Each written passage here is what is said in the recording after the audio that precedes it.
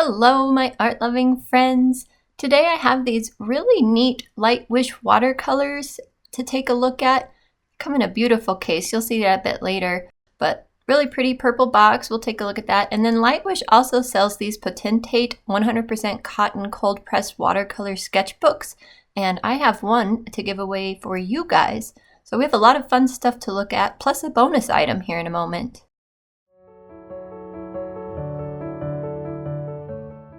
We'll start by taking a look at the watercolors, but a couple months ago, actually lots and lots of months ago, Light Wish sent this to me just randomly, which was really nice of them. This is their Swatch book. It's also 100% cotton paper, I'm pretty sure, and there's 12 sheets of it. It's a hot press finish, and they advertise it for many different mediums. But first, let's get to the watercolors. Beautiful, sturdy box it came in. I think I dropped mine, so my corner is damaged. Just the box, not the tin. Comes with a microfiber cloth with no branding on it that I saw. And inside is this beautiful pale lavender watercolor tin. This tin is very high quality. I was super impressed with it. And it does have a little logo on the right side. You could see that. If you just grab the microfiber and pull that out, it's the easiest way to get it out unless you just dump it upside down. You can see the lid there has 5 mixing spaces, which is really great, plus the mixing spaces on the other side. It comes with this swatch sheet ready for you to go if you wanted to use it, with some information about the watercolors themselves in English. What a bonus. It has this very nice looking watercolor brush. They claim this is synthetic squirrel hair, so supposedly all good to go if you're a vegan watercolorist. Synthetic squirrel. It definitely acts like a natural hair brush, which is interesting. So they're all wrapped in paper, not fully wrapped, just kind of a sticker over the side. You can see it has the pigment name, pigment number, light fast information, and transparency on it. It's really nice. And here I was seeing if I could peel off the middle part of the sticker while leaving the sides on with all the information, but alas, no go. So I'm taking the whole sticker off, but I'm grabbing my scissors because I'm thinking since this is a sticker already, let's take advantage of that. We'll cut that end off, pull the rest of that off for a moment, and just stick that right back on the pan. And it seems like it's going to work pretty well because I did that on all the rest of them. I also cut out the color name, and at first I tried to stick it on the other end of the half pan, the small end, but the names are a little bit longer than the side information. So I end up actually just putting it on the sides of all the half pans, and it works really well. Yeah, at first it's not that sticky, but the more it will sit on there, I think it'll be okay. And in my opinion, this is a little bit faster and easier than writing all the information on the pans themselves, so I thought it was a win. You can see there, after it's all reattached. And now the swatch book comes wrapped in this plastic sheeting. It has a 3-ring binder, well, 6-ring binder, I guess you should say.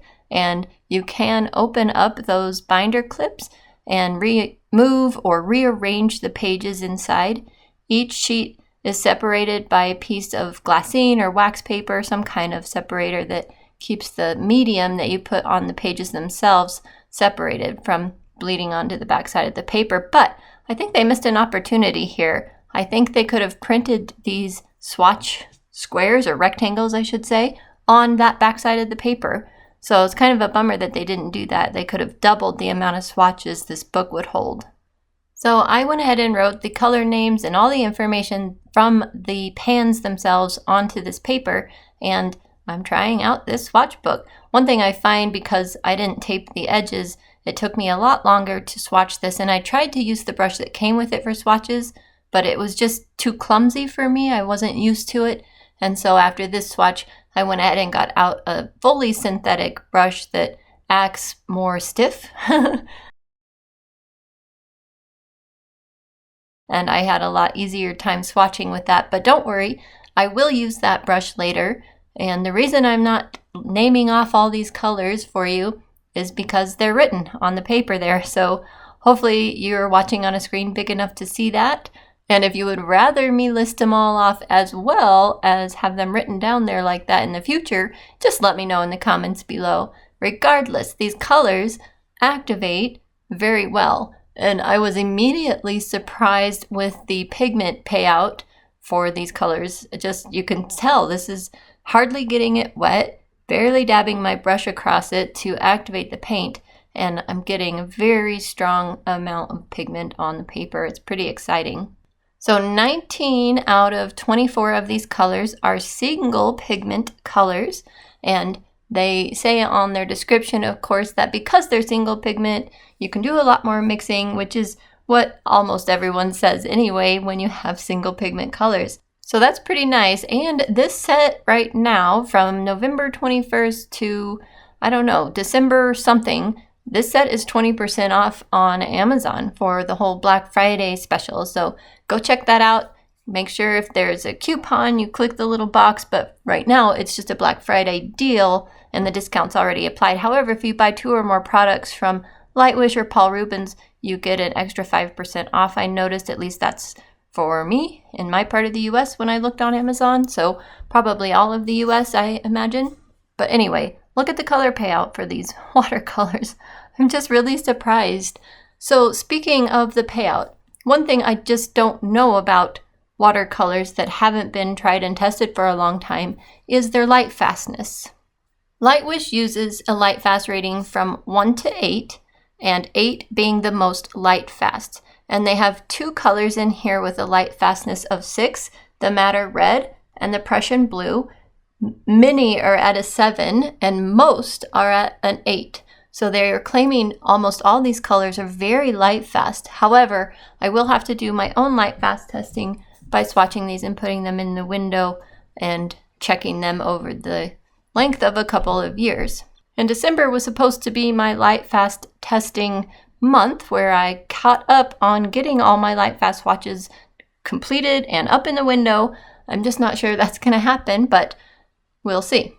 Anyway, I'll keep you updated with that because I am definitely keeping this set. I don't know if you noticed the tin. I mentioned earlier how high quality it was, but it has the rolled edges and everything. It also feels really hefty. Like, it feels like a very high quality tin. Add to that these watercolors that are giving me a good color payout, then you have kind of a winning set if they're light fast. I'm kind of excited to find out. I don't know if you noticed that French Ultramarine or France Ultramarine, the PB29, it was a little bit light compared to the others, but that is a granulating paint, and sometimes that happens with granulating paints, but once water sat on it for a moment, it was fine. So here I am saying how strong these colors are, but then we have that one, but it was only that one.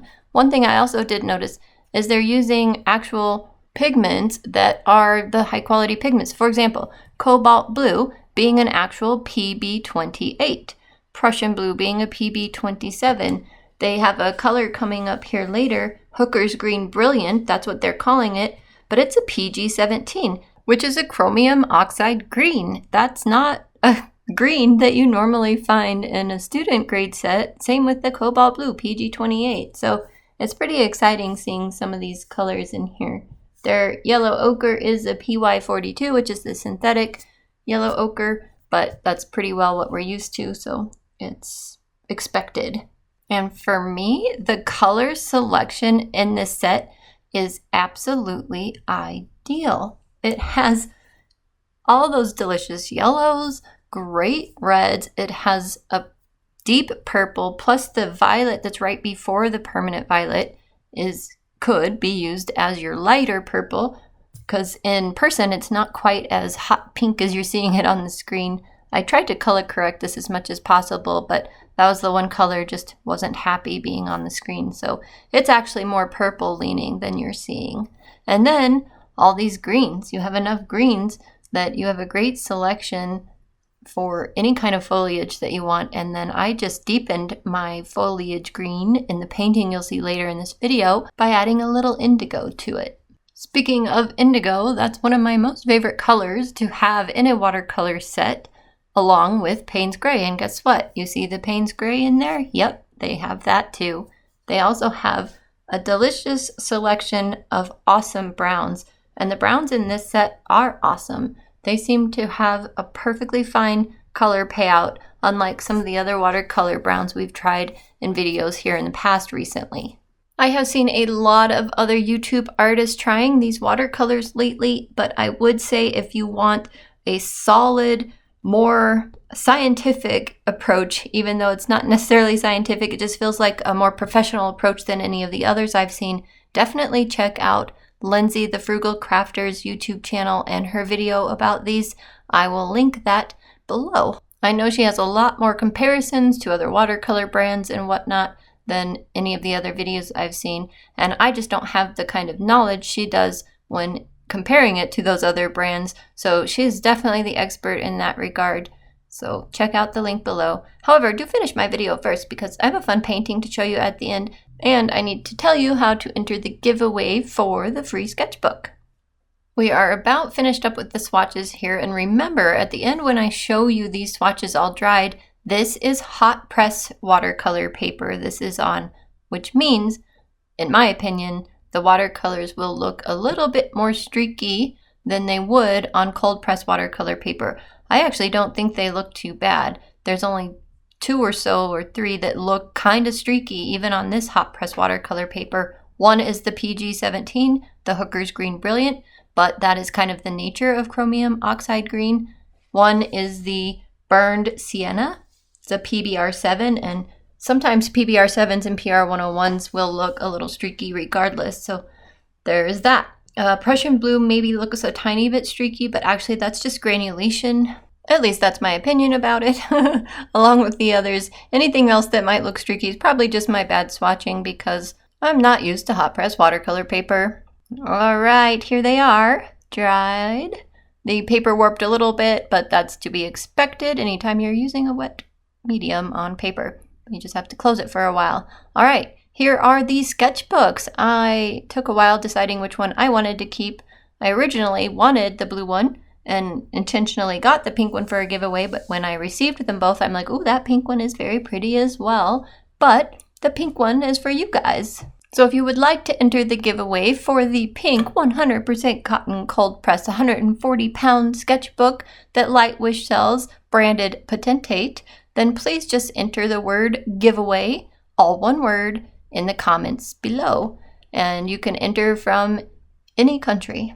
Although it is a lot easier for me to ship within the US. I'm willing to ship it abroad. There you can see the texture on the right side of the paper, and then on the wrong side is a more even texture. So the right side of the paper, if you will, has a kind of even texture, and it's very rough or spread out. It's not like rough. It doesn't feel like it's scratching your fingers or anything when you run your fingers across it like rough watercolor paper.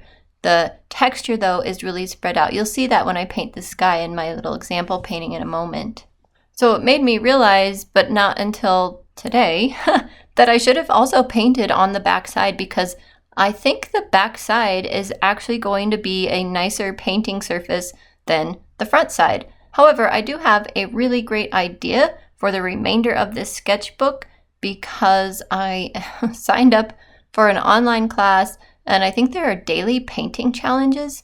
So I think this would be a good sketchbook to use for that. I was kind of racking my brain trying to figure out which sketchbook I should use for it. And I think this one, that'll give me a really good test for it. So I'll keep you guys updated as I keep using it and we'll go from there. And I'm the kind of person that uses both sides of the sketchbook. So the right side of the paper and the so-called wrong side of the paper because I just can't waste good watercolor paper. Or even if it's not good watercolor paper, I still use the back side all the time. I just don't like seeing blank pages in the sketchbooks.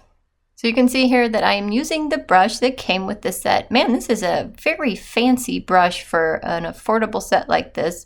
I've seen brushes like this alone cost half of what this set costs, so it's pretty interesting that they included such a nice brush. Do be careful though if you're planning on storing this brush in the set because you need to protect the bristle ends, and it's going to be really hard to put that plastic protector back on this brush. So I would suggest getting maybe just some Velcro and putting a little Velcro piece on the handle itself and on the bottom of the watercolor case. That way, when you're not using it, it's Velcroed to the bottom. So if it ends up tipped, the bristles don't jam into the edge of the watercolor case. It keeps them safe. So I would recommend that, or doing some kind of protection to keep those bristles safe if you're going to leave this brush in there. Back to this painting, I am basically doing a mock-up of Landscape Arch at Arches National Park in Utah because I just painted it with my watercolor class the day before, and I did a practice painting. Basically, I painted it twice, so it was fresh in my mind, basically how to do it and what to do. And I definitely simplified the reference photo I was using in class because I just wanted to do a quick little doodle painting here for this, but it was fun. I just got a lot of use out of many of the colors here, used all the greens, really liked the Patchouli Red Ochre, which is a PR 101. That is what I mixed into the rock, the landscape arch itself, and these rocks you're seeing in the front here. I used the blues for the rock tops and some highlights in the back, even though I do glaze a little bit of that Patchouli Red Ochre over the top of them later. Now here's where you can see the texture of the watercolor paper better. Please keep in mind though that I am using cobalt blue, PB28, which is in itself a textured watercolor. It's granulating. So you're going to see granulation on top of the paper texture here. And in my opinion, it doesn't look bad. It's just more of a machine texture, I guess, than an organic texture. So a lot of people don't like that, but it's okay with me. And like I mentioned already, the back side of the paper is a lot smoother, very much more narrow texture, and it doesn't look machine textured at all. So I really wish I had done that for this video. I just ran out of time for you guys. But like I said, I'll keep you updated on it. Keep checking my community page, keep watching my videos. I'll definitely show it to you in the future. So the really fine point on the tip of that brush let me do this entire painting, even the little fine lines across the top of that arch, some of these fine cloud lines. My clouds got crazy in the sky. We're gonna ignore that. And now for the tape peel. Anyway, to conclude that, that's a nice brush. This sketchbook feels like a nice sketchbook too. We'll have to see how it holds up and how it paints out for the rest of its use. And it ripped right there, but that's because I pulled it at a weird angle. The rest of it didn't even try to rip, came off beautifully. And that is the Meeden artist tape that I'm using there. Sorry about the bad camera focus, but there we go. Just a quick little watercolor doodle sketch. I like it okay. I would change some clouds, but that's fine, that's fine. Well, thank you so much for watching this video. Remember, if you want to enter for this pink Patente cotton sketchbook, enter the word giveaway anywhere in your comment below. Lightwish products are 20% off right now, so they'll be linked below as well if you want to go try any of them out for yourself. I hope you have a wonderful day, and I'll see you in the next video. Bye for now.